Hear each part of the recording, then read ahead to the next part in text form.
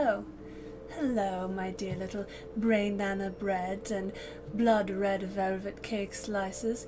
It's I, Sari of Sari Got Game. If you're confused about that, you should watch the video attached to the description of this video. And me and my little friend are here to tell you about a rather ambitious project that I'm going to be completing throughout the month of October.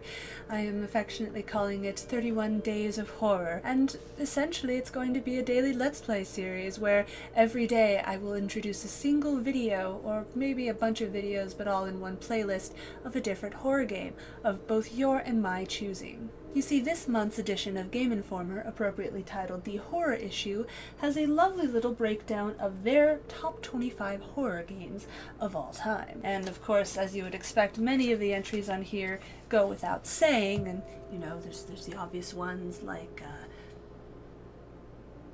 wait, what? Super Smash? Oh, okay, that's a different thing. Never mind.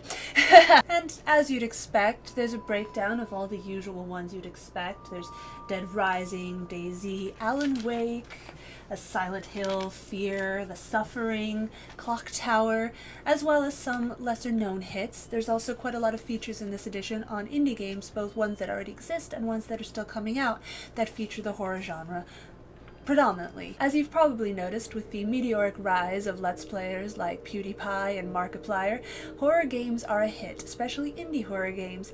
However, this genre has been around for many years, and in those years we have been blessed with some truly horrible games, and of course by horrible I mean bedwetting horrible, as well as badly made games, but we're not gonna go there. And a lot of those games, including a lot of the classics, I have never been brave enough to actually play.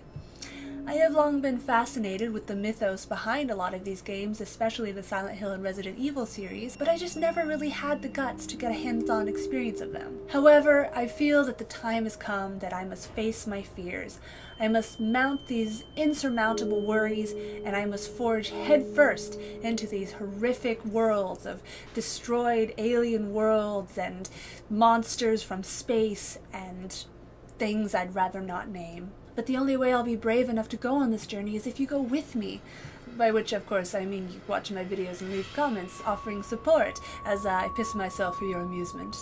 So if this idea for a project excites you and there's a game you just really want to see me play, first make sure I don't already have a Let's Play of it, and then I invite you to leave a comment on this video or go to NaiadChronicles.com, look for the poll on there, and leave an entry with what you would like to see me Let's Play the most. As for which games I can play, I'm now pretty much equipped to record from any of the older systems up to Xbox 360 and PS3, and I have copies of my own of some of the great classics, like all the Resident Evils and Silent Hills, and I think I have one of the Clock Tower games as well. If it's a more rare game, then I'll have to find a copy on eBay or find a remake of it, so please keep that in mind. And of course I'm happy to play any PC game I can get my hands on, although again, I would suggest you go to the channel page and look at the playlist, as I've already done quite a few horror games. Anyway, that's about it. We eagerly look forward to your comments and suggestions for games to play, and you should expect the first horror game Let's Play video to be up the 1st of this October, followed by a new video of a new game every day hence. It's going to be difficult to get new videos and new games made in concurrence with school and work, but if it entertains you guys, I will do it. So thank you, and I hope you watch them. Bye for now!